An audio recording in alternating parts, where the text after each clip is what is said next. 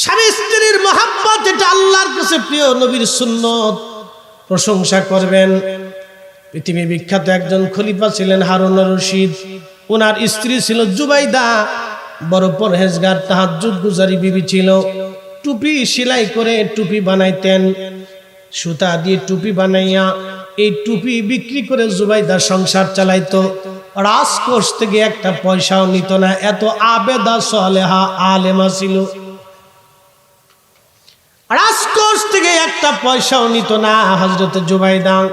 তাহাজ্জুদের নামাজ পড়তো, বড় পরহেজগার বিবি ছিল। একদিন প্রাসাদের ছাদের উপরে দুইজন বসে বসে গল্প করে।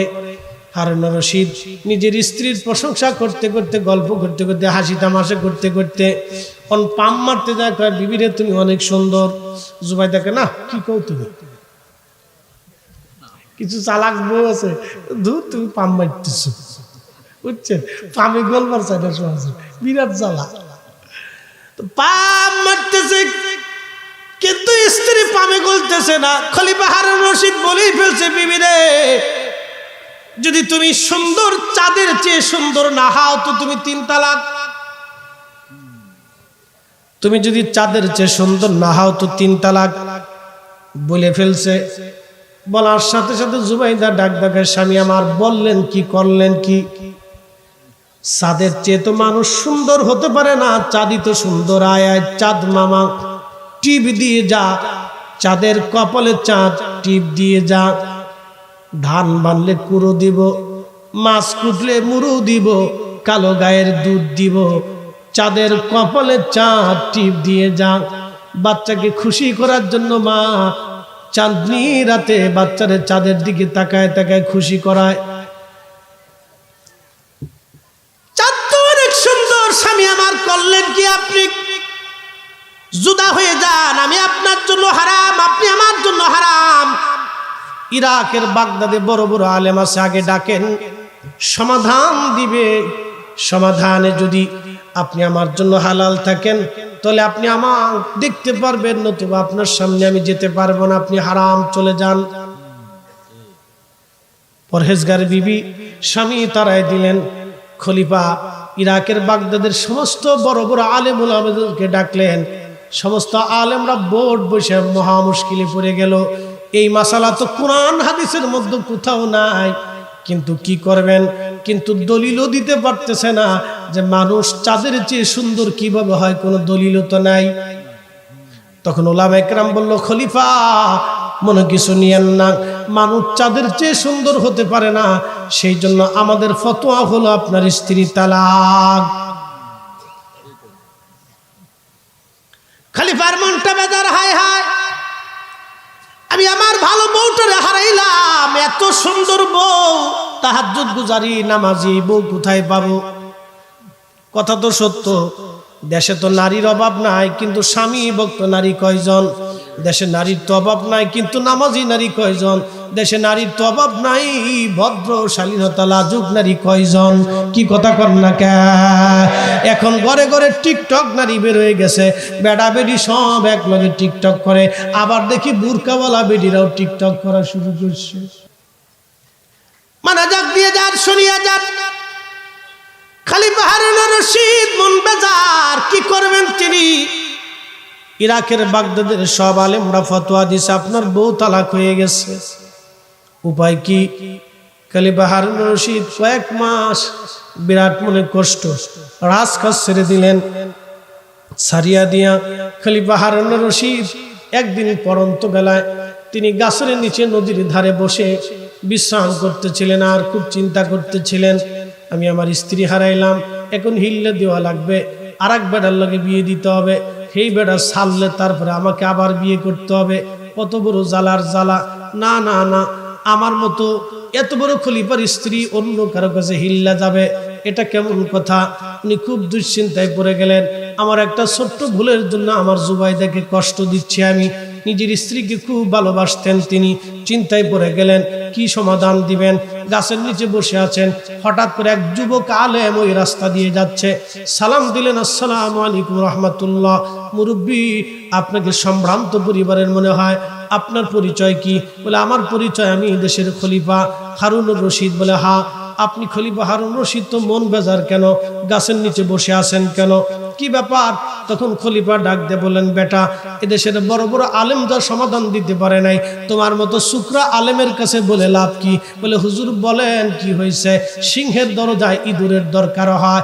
আপনি অনেক বড় খলিফা হতে পারেন, বড় বড় আলেম এদেশে থাকতে পারে, আমার কাছে বলতে পারেন, যদি কোনো উপকার করতে পারি তাহলে সমাধান আপনাকে দিয়ে দিব। খলিফা ডাক দিয়ে বলতেছে,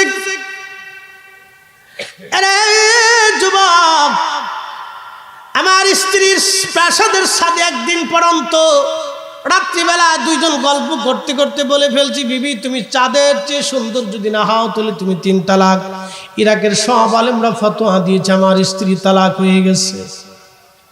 এখন বলো, আমার স্ত্রী জুবাইদা বড় পদ্মাবতী, বড় পরহেজগার, তাহাজ্জুদ গুজারি, এমন স্ত্রী তামাম দুনিয়াতেও মিলাভার, কি করা যায় বলো, এখন উপায় কি? তখন এই আলেম ডাক দেয়া বলল, হুজুর আপনি চিন্তা করবেন না বাদশা, আপনার স্ত্রী জুবাইদা তালাক হয় নাই, আমি ফতোয়া দিয়ে দিব আপনার বিবি তালাক হয় নাই। একবার জোরে বলেন মারহাবা। ইরাকের সব আলেম ফতোয়া দিছে আপনার স্ত্রী তালাক, বলে হ্যাঁ। যারা ফতোয়া দিছে আপনার বিবি তালাক, কালকে মাগরিবের নামাজ শাহী মসজিদে আমি নিজে পড়াবো। আপনি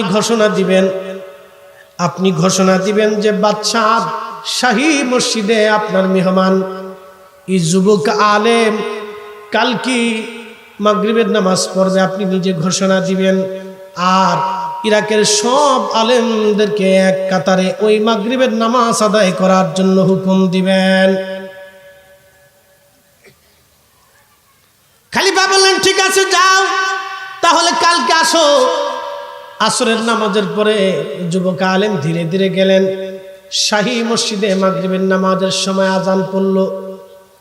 আজান পড়ার সাথে সাথে রাজ দরবারে যা ছিল সব নামাজে আসতেছে। আগের মুসলমান বেনামাজি ছিল না, বর্তমান মুসলমান বেনামাজি। আগে রাজা বাচ্চারা বেনামাজি ছিল না, আমির উমরারা নামাজ পড়তো। এখনকার নেতা কর্মী ভাই নামাজ পড়ে না। কি কথা কন না কে? অনেকে সালিশ দরবার করে, ভাই মনে কিছু নিয়ে না, মুতি পানি নেয় না। দলের টানে, মতের টানে, গোষ্ঠীর টানে, ব্যক্তির টানে, ক্ষমতার টানে বিচার করে দিতে পারে, কিন্তু এই বিচার শেষ বিচার না। শেষ বিচারের দিন সবাইকে আল্লাহর আদালতে বিচারের কাঠ করে দাঁড়াইতে হবে। কথা কোন ঠিক কিনা? একদিন মাটির ভিতরে হবে ঘরে, মন আমার কেন বান্ধ দালান ঘর, মন আমার কেন বান্ধ দালান ঘর। ভাইজান খলিফা হারুন রশিদ বলতেছে, ঠিক আছে কালকে আসেন। আজান পড়লো। আজান পড়ার পরে সব আলেম আস্তে আস্তে আসে।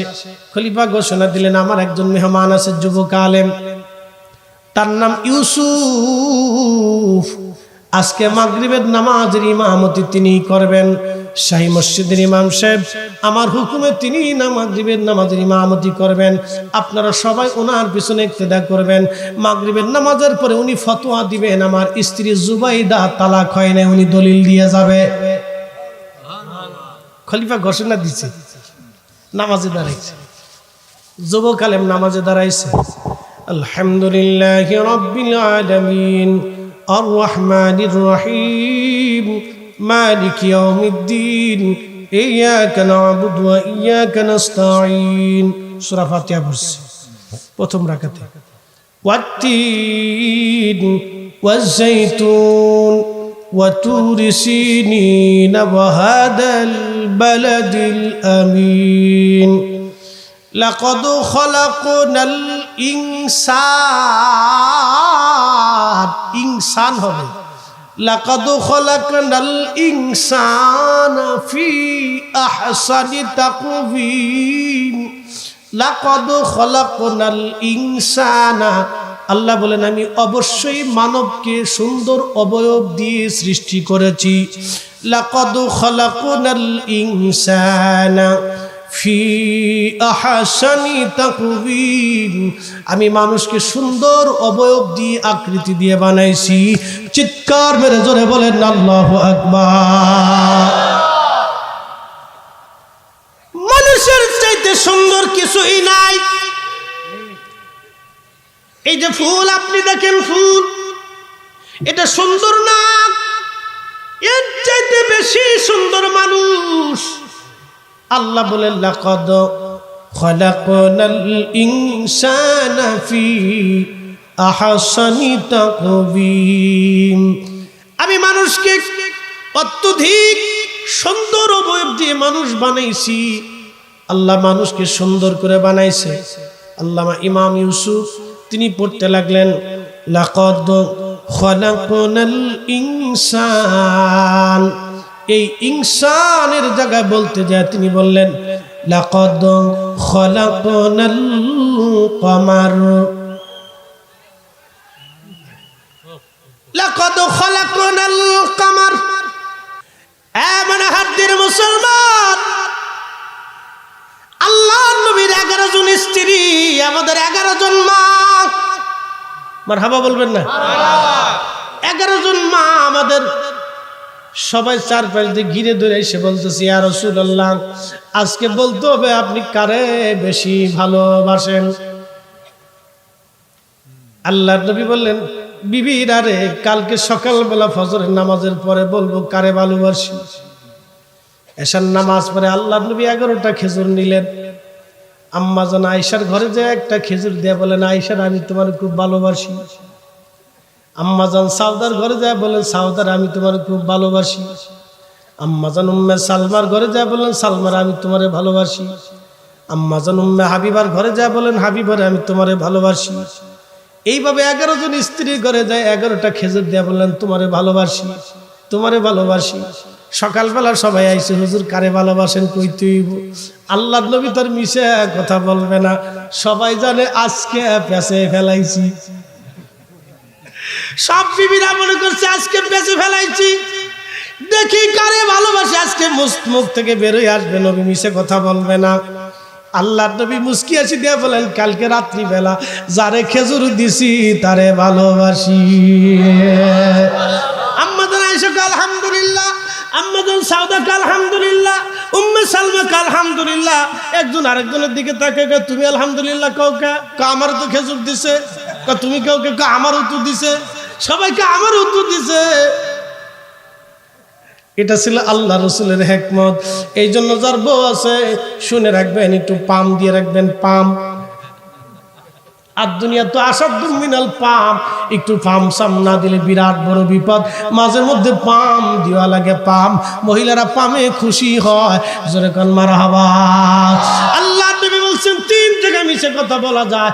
1 নম্বর ভেজাল মীমাংসা করার জন্য, 2 নম্বর জীবন বাঁচানোর জন্য, 3 নম্বর নিজের বউডারে খুশি রাখার জন্য।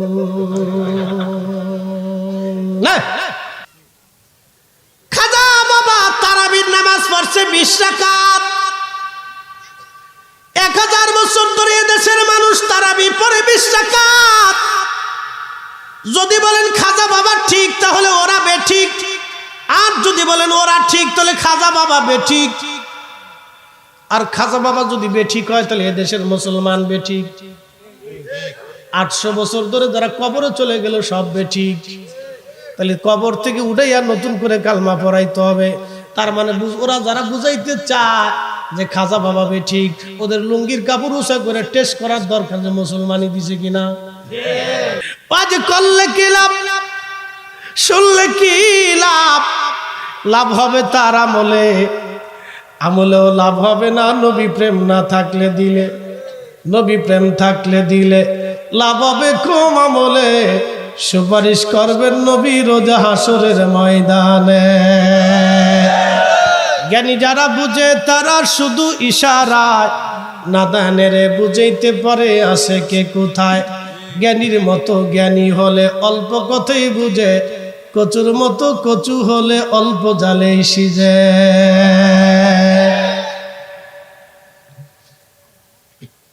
অনাহারদের মুসলমান হযরত ইউনূস আলাইহিস সালাম কালে দেওয়ার জন্য সালানা অঞ্চলে গেলেন। ছোট্ট একটা জনপদ, মাত্র 1.5 লক্ষ মানুষের বসবাস। বহু বছর দাওয়াত দিল, কোনো মানুষ কবুল করে না। সামান্য কিছু মানুষ কালেমার দাওয়াত কবুল করলো। হযরত ইউনূস আলাইহিস সালামের খোদারি পয়গম্বর মনটা বেজার করে রওনা হয়ে গেল, না আর এই দেশে থাকা যাবে না। মন বেজার করে সালানা বন্দরে ওমান সাগরের পারে এসে দাঁড়াইলো। এই দেশ ছেড়ে অন্য দেশে চলে যাব, আর থাকবো না। সমুদ্রের নৌকায় উঠছে, জাহাজে। ওদিকে সালানা অঞ্চলের উপরে আল্লাহ গজব নাজিল করলেন। নবী চলে আসছে, মন বেজার করার কারণে, চলে আসার কারণে আল্লাহর গজব আসমানে চেপে গেল। কঠিন মেঘ কালো হয়ে তামাম এলাকা অন্ধকার হয়ে গেল। ওমানের মানুষগুলি ভয় পাইয়া, ওই এলাকার একজন বৃদ্ধ আলেম ছিল, হযরত ইউনূস আলাইহিস সালামের অনুসারী। ওই আলেমের কাছে যা বলল, হুজুর, নবী তো মন বেজার করে চলে গেছে, এখন আমাদের উপায় কি? খোদার গজব তো আমাদের উপরে চেপে আসছে। যদি এই গজব এসে যায় তাহলে আমাদের জন্য কঠিন পরিস্থিতি হবে, কি করা যায়? ওই আলেম ডাক দে বলো, ওমানবাসী, তোমরা একটা কাজ করো। এই মহাবিপদ থেকে যদি বাঁচতে চাও, তোমরা ঘর থেকে বের হও। বাচ্চা কাচ্চা, সন্তান সন্ততি, স্ত্রী পুত্র পরিজন, ছেলে মেয়েদের সব নিয়ে, ভাই বগ্নিক, মহিলা পুরুষ সব তোমরা মাঠের মধ্যে যাও। হাঁস, দুম্বা, উট, ভেড়া, ছাগল, বকরি যা আছে সব নিয়ে যাও। মাঠের মধ্যে যে তোমরা সেজদায় পড়ে কাঁদতে থাকো। যদি মালিক দয়া করে এই গজব আল্লাহ সরাই দিবে। কোরআন বলতেছে, দোহারাল ফাসাদু ফিল বাররি ওয়াল বাহরি বিমা কাসাবাত আইদিন নাস। মানুষের দুহাতে রুজির কারণে আল্লাহ আসমান থেকে মানুষের জন্য গজব পাঠায়। এই যে অনাবৃষ্টি কেন হয়? মানুষ যাকাত না দিলে, দান না করলে আল্লাহ বৃষ্টি বন্ধ করে দেয়। গরিব মানুষকে সাহায্য না করলে আল্লাহ রাব্বুল আলামিন আকাশ থেকে বৃষ্টি বন্ধ করে দেয়। কি করে সাহায্য করবে দেশের মানুষ? যারা ধনী ব্যক্তি আছে তারা দান সদকা করতে চায় না, তারা মনে করে টাকা নিয়ে কবরে চলে যাব। কোটি কোটি টাকার মালিক যারা আছে তারা দান করে না, দান যাও করে তা ফসা লুঙ্গি। 2-3 মাস পরার পরে বেটা পেশাব করতে বসে নিজ দিয়ে ফাইরে চলে গেছে। কি কথা করলে? এই ফসা লুঙ্গি জাকাতের লুঙ্গি। এই পচা লুঙ্গি দিয়ে যাকাত হয় কেমনে? মানুষ যখন দান করা ভুলে যাবে, খোদার আকাশ থেকে বৃষ্টি আসা বন্ধ হবে, রিজিকে ফসল বন্ধ হয়ে যাবে। হুজুর কেবলার কাছে সাংবাদিকরা এসে বলল, সাংবাদিকরা এসে বলল, হুজুর, একটা বিষয় আপনি কি আমাদেরকে বলবেন? পরিসংখ্যানে বুঝি না যে মুসলমানরা পৃথিবীর সর্বশ্রেষ্ঠ জাত, কিন্তু মুসলমানদের হাতে কোনো রিজিক নাই। সমস্ত রিজিকগুলি কাফের আর খ্রিস্টান ইহুদিদের হাতে। কারণ কি? দেখবেন উন্নত বিশ্বগুলি, চীন উন্নত, জাপান উন্নত, কোরিয়া উন্নত, রাশিয়া উন্নত, ইউরোপ উন্নত, আমেরিকা উন্নত, অস্ট্রেলিয়া উন্নত, সব খ্রিস্টান কাফের দেশ। এরা বিরাট বড় বড় উন্নত, আর যত অভাবী মিসকিন বিপদ আপদগ্রস্ত সব মুসলমান। কারণ কি? আল্লাহর ওলি জবাব দিয়েছিলেন, বাবা, খ্রিস্টান কাফেররা তারা মাখলুকদের সেবা করে, মানুষদেরকে খাওয়ায়, দান করে। তার মানে সারা রাত্র ওয়াজ করি, এই ওয়াজের কারণে ঘুমাই ঘুমাই আমরা ওয়াজ করি। এই জন্য আমার হুজুর কেবলা বলতেন, বাবা, যদি আল্লাহ আল্লাহ আল্লাহ আল্লাহ জিকিরে নিজের জিহ্বাখানা জিন্দা করতে পারো, 33 কোটি লতিফার ভিতরে একটা লতিফা যদি জাগ্রত হয়, তাহলে মরণে আল্লাহ আল্লাহ আল্লাহ আল্লাহ, কবরে আল্লাহ আল্লাহ আল্লাহ, হাসরে আল্লাহ আল্লাহ আল্লাহ, সুযোগে আল্লাহ, গোসলে আল্লাহ, চলতি আল্লাহ, মরণে আল্লাহ, ঘুমে আল্লাহ, সব জায়গায় আল্লাহ আল্লাহ। ও বান্দার আর কোনো ভয় নাই। কথা কোন ঠিক না বেঠে? যুগ শ্রেষ্ঠ মহাবলী আমার মুর্শিদ মাওলানা, ঠিক কিনা? যুগ শ্রেষ্ঠ মহাবলী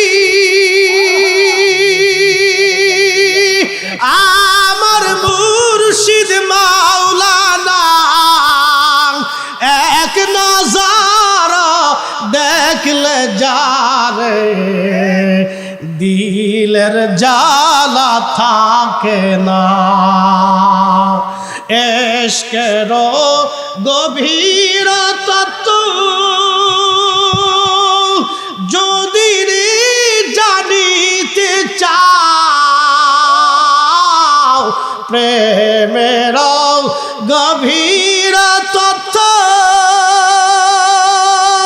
যদি জানিতে চাও, ওরে কামেলের পদ তলে নেশার হইয়া যাও।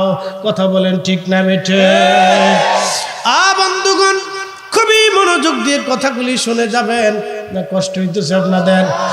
আজকে সারা রাত তো চলবে ইনশাল্লাহ, কোনো কারণ? হ্যাঁ, চলবে চলবে চলবে, সারা রাত তো চলবে আজকে। মোটামুটি তাবারক যাতে সকালবেলা ঠান্ডা হয়ে যায় আর এটা যাতে না খাওয়া যায়, চলবে। আটত্রিশের মরিদরা কোনো ভয় পায় না, কি কথা কন না, না তুফানে না বৃষ্টিতে কোনো ভয় নাই। আহা, হুজুর কেবলার জীবন থেকে একটা ঘটনা আপনাদেরকে শোনাবো আজ। মনোহরদের জাকির ভাই বোনেরা, এলাকার সুন্নি মুসলমান বন্ধু সকল, খুবই মনোযোগ দিয়ে শুনে যান। কেন আমরা অত্যধিক পরিমাণে আল্লাহর জিকির করব? আল্লাহর একজন নবী, তার নাম হযরত ইউনূস আলাইহিস সালাম, বর্তমানে ওমান, এই ওমানের সালালা একটা এলাকা আছে, এই এলাকার ভিতরে আল্লাহ তাকে দ্বীনের দাওয়াত দেওয়ার জন্য পাঠাইলেন। বেশি মানুষ না, মাত্র 1 থেকে 1.5 লক্ষ মানুষ ছিল ওই এলাকায়। 1 থেকে 1.5 লক্ষ মানুষের হেদায়েতের জন্য আল্লাহ হযরত ইউনূস আলাইহিস সালামকে আল্লাহ পাঠাইলেন। হযরত ইউনূস আলাইহিস সালাম ওই এলাকায় দ্বীনের দাওয়াতের জন্য চলে গেলেন।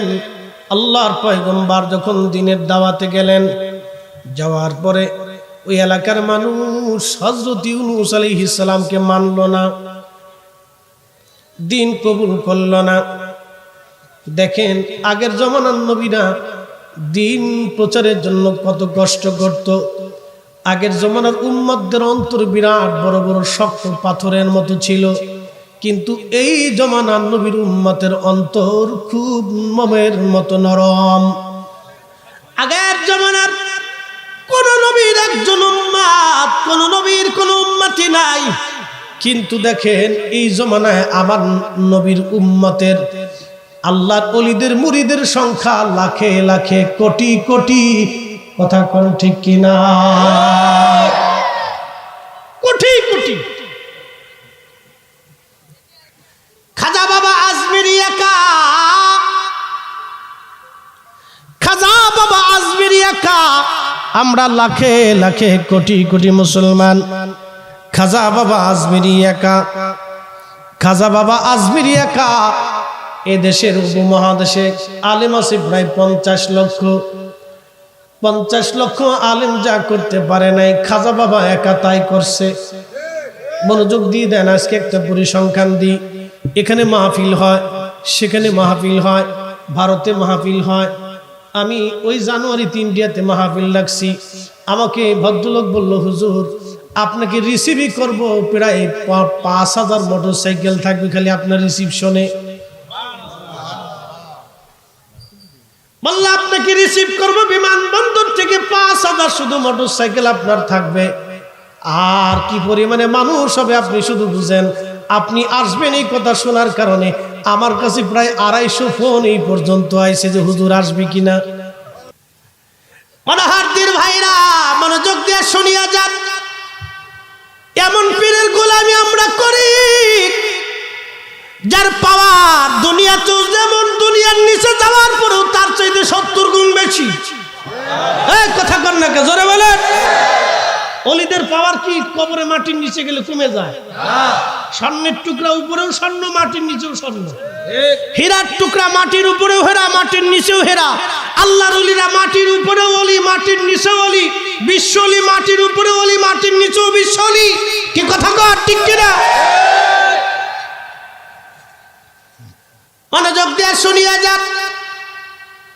60 লক্ষ আলেম হাজার হাজার মাহফিল, লক্ষ লক্ষ মসজিদের ওয়াজ, প্রত্যেক জুমার ওয়াজ, প্রত্যেক মাহফিলের ওয়াজ, তাবলীগ জামাতের তাবলীগ, খানকার পীর মাশায়েখদের তালিম তরবিয়ত, এত কিছু মুসলমান বানাইলাম আমরা কয়জন? খাজা বাবা আজমিরি একা মাহফিল হয় নাই, এত সেমিনার নাই, ইউটিউব নাই, চ্যানেল নাই, পত্র নাই, পত্রিকা নাই, ট্রেন নাই, বিমান নাই, গাড়ি নাই, দুর্বৃত্তের জমানায় পায়ে হেঁটে হেঁটে দাওয়াত দিলেন খাজা বাবা আজমিরি একা একা। সেই দিন একার দাওয়াতে 1 কোটি মানুষ কালেমা পড়ে মুসলমান হলো। তাহলে বুঝেন খাজা বাবার পাওয়ার কত। খাজা বাবার পাওয়ার যদি এটা হয় তাহলে রহমাতুল লিল আলামিনের পাওয়ার কত। রহমতের নবীর পাওয়ার, নবীর ক্ষমতা, নবীর শক্তি নিয়ে যারা আজকে প্রশ্ন তোলে ওরাই হলো বর্তমান শয়তানের দালাল। মনোহরদির মুসলমান খাজা বাবা আজমিরি কালেমা আনলেন 1000 বছর আগে, শাহজালাল কালেমা আনলেন 800 বছর আগে।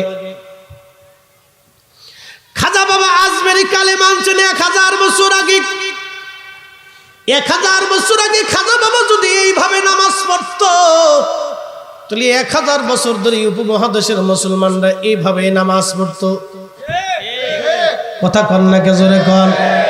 খাজা বাবা নাভির নিচে হাত বেঁধে নামাজ পড়ছে বিদায় এদেশের 1000 বছর ধরে কোটি কোটি মুসলমান নাভির নিচে হাত বেঁধে নামাজ পড়ে। আজকে ওরা কারা বুকের উপরে হাত বেঁধে নামাজ পড়াইতে যাইয়া আমার সমাজে, আমার গ্রামে, আমার মসজিদে কারা ভেজাল বাঁধাইলো? ওরাই হলো বর্তমান জমানার শয়তানের দালাল। নারে তাকবীর, না না একসাথে নারে তাকবীর, নারে রিসালাত, আহলে সুন্নাত ওয়াল জামাত, খাজা বাবা ফরিদপুরি, বিশ্বলি ফরিদপুরি, আজকের মাহফিল নারে তাকবীর। শয়তান এসে কি আইছে? একসাথে বলেন লা হাওলা ওয়ালা কুওয়াতা ইল্লা বিল্লাহ, লা হাওলা ওয়ালা কুওয়াতা ইল্লা বিল্লাহ। শয়তান আছে এই রাস্তাঘাটে। আপনি যদি এই দোকান বসতে দেন তাহলে শয়তান আসবে। এটারে অন্তত 5 কিলোমিটার দূরে রাখতে হবে, শয়তান চলে যায়। এরিয়ার ভিতর থাকিস না। এগুলো থাকলেই লটপটি চটপটি বাদাম চানাচুর গুতাগুতি লাতালাতে এগুলো চলে, বুঝতে পারছেন? এগুলো দূরে রাখতে হবে। এগুলো শয়তানের একটা আলামত আর কি। একসাথে জোরে বলেন তো আল্লাহু আকবার। শয়তান চলে গেছে। আবার পরে লা হাওলা লা হাওলা ওয়ালা কুওয়াতা ইল্লা বিল্লাহ। একসাথে জবান খুলে দুরূশি পড়েন আল্লাহুম্মা সাল্লি আলা সাইয়্যিদিনা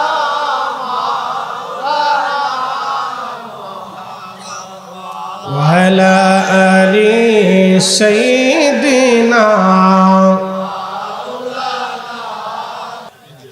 যারা বিয়ে করেন নাই তারা শিখে রেখে দেয়, যারা করছে তারা পামের উপরে রাখবে। আর যদি খালি কইছেন না ওই উত্তরপাড়া সলিমের মার রান্নাটা খাইছিলাম ভালোই লাগছিল, তো মরার একদিন পর্যন্ত কেউ সলিমের মারটা খাওয়াবে। আমি খালি একদিন কইছিলাম যে না দূর কি রান্না বান্না ঘোরার ডিম করো মাহফিল, এটি তো ভালোই খাওয়ায়। আজও পর্যন্ত যদি খালি কইছেন আজকে একটু কেমন কেমন লাগে তোকে মাহফিলে যা খাওয়াবে, এই কথা মনে আছে আমার, মাহফিলে যা খাওয়াবে। আমারটা তো ভালোই লাগবে না, অনেক ফার্ম ফুম দিয়ে আসি কিন্তু আজকে খুব মজা লাগছে, তাহলে খুশি কা হ্যাঁ না হুমায়ুনের বাপ তোমার পরের তারিখে ভালো জিনিস খাওয়াবে না। ঠিক আছে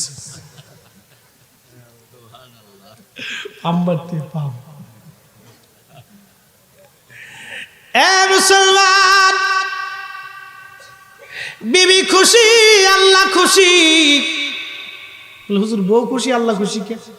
বউ যদি বেজার হয় তাহলে শয়তান খুশি হয়, কারণ শয়তান চায় স্বামী স্ত্রীর ভিতরে দ্বন্দ্ব লেগে যায়। কথা বুঝতে পারছেন? শয়তান কিন্তু চায় যে দ্বন্দ্ব লাগুক, আর আল্লাহ চায় আমার বান্দারা স্বামী স্ত্রীর মিলে খুশি থাকুক। বলা যাবে না মারহাবা? এই জন্য খুশি ডাকবে। নিজের স্ত্রীকে মাঝে মধ্যে খুব প্রশংসা করবেন, বসে বসে গল্প গুজব করবেন, ভালোবাসা আদান প্রদান করবেন। আমাদের দেশে ভালোবাসা তো আবার অন্যদিকে সেটিংয়ে চলে যায়, ফেসবুকে মোবাইলে আবার ভালোবাসা অন্যদিকে চলে যায়। আর এক বেডিকে তুমি সুন্দর, ও শান্তের চাইতে সুন্দর, আর এক বেডির ভাম মেরে দিচ্ছে। যুবক আলেম পড়তেছে লাকাদ খালাকনাল ইনসান,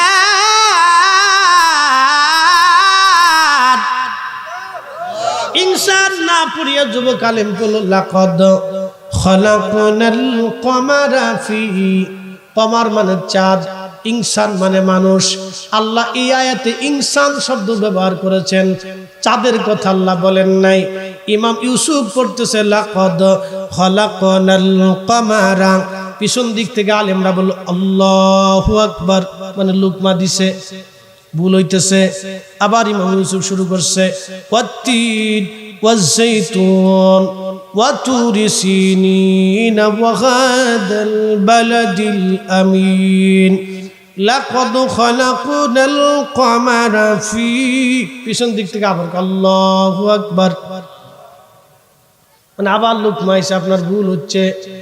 হযরতে হারুন রশিদ নামাজের মধ্যে চিন্তা করে হায় হায় কত বড় হুজুর ধরে নিয়ে আসলাম, সূরা ৩-এর ভিতরেই ভুল করে, এই হুজুর বলে আবার বউ তালাকের ফতোয়া দিবে। বেড়ায় মনে মনে আমার বউ গেল, ইজ্জত গেল, হাই হাই রে কোন হুজুর আনছি, সূরা ৩-এর মধ্যে ভুল করতেছে, এই হুজুর আমার ইজ্জত শেষ করে দিল, আজকে আমার বউ গেল, ইজ্জত চলে গেল। নামাজের মধ্যে খুব চিন্তা, নামাজ শেষ। হযরত ইমাম ইউসুফ চিন্তা করলেন ৩বারের মাথায় যদি ভুল করে তাহলে তো নামাজ দোহরায় পড়তে হবে। আবার তিনি ৩বারের মধ্যে সূরা বলেন লাকাদ খালাকনাল ইনসানা ফি আহসানি তাকওয়িম সুম্মা রাদাদনাহু আসফালা সাফিলিন। নামাজ শেষ করলেন, মাগরিবের নামাজ শেষ করার পরে আলেম ওলামা কয় খলিফা তো মাথা নিচে করে বসে রয়েছে, খলিফা কোন হুজুর ধরে নিয়ে আসছেন, এটাই বলে আপনার বউ তালাকের ফতোয়া দিবে। যে সূরা ৩-এর মধ্যে মাগরিবের নামাজে দুইবার ভুল করলো, সে কি ফতোয়া দিবে? ইমাম ইউসুফ ডাক দিয়ে বলেন আলেমরা মনে কিছু নিয়েন না, আমি ভুল করি নাই, ভুল আপনারা করছেন। নামাজ পড়েছেন আপনি, ভুল করছেন আপনি, আমাদের ভুলের কথা আপনি কেন বলেন? আমরা তো ভুল করি নাই, ভুল আপনি করছেন।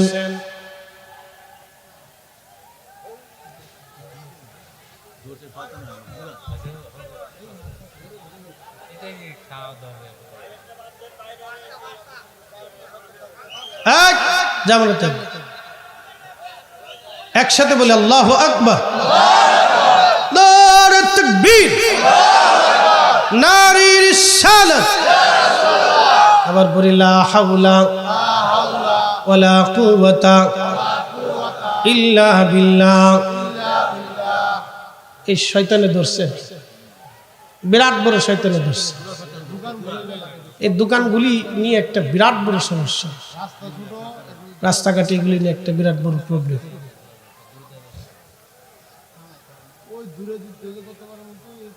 আচ্ছা যাক, ওখানে ভলেন্টিয়ার ২-১ যান, হ্যাঁ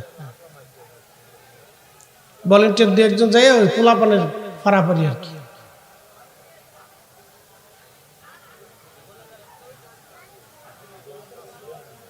পোলাপানের পারাপারি। আচ্ছা যাক ইনশাআল্লাহ আসেন নবীজিকে দাঁড়ায় সালাম জানাই, ইয়া নবী সালাম আলাইহি।